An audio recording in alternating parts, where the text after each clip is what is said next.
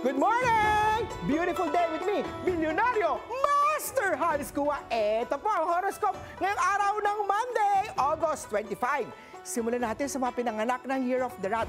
Mag-antay ng tamang araw bago mag-purchase ng mga bagong gamit. Pink at 6. Ox naman tayo, pagod ka na. Tama lang na huminto muna at magpahinga. Green at 4. Kay Tiger naman huwag ka kasing pa-fall sa hindi mo kayang suluhin. Beige at 2. Kay Rabbit naman tayo, kumain ng sopas o tinola. Maganda yan pampalakas ngayong tag-ulan. Blue at 3. Kay Dragon naman tayo, kung tahimik na siya, huwag mo nang pilitin yan. White at 5. Kay Snake naman tayo, iwas sa mabiglaang gastos. Wala kang kailangan patunayan. Gold at 9.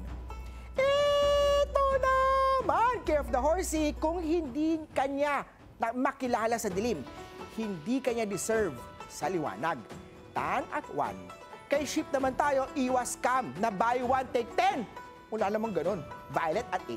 Kay Monkey naman tayo, huwag masyadong mag-share sa office. Yung mga chat minsan may misinterpretation.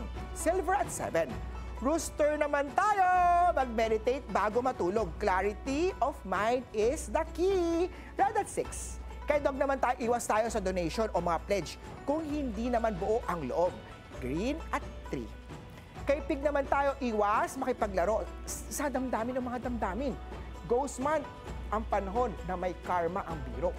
White at 9. Paalala lang, ito po'y patnubay lamang. Ang tunay na swerte ay nagsisimula sa pagiging totoo. Abangan araw-araw ang horoscope of the day. Dito lang po sa Beautiful Day with me, Master Hans Kua.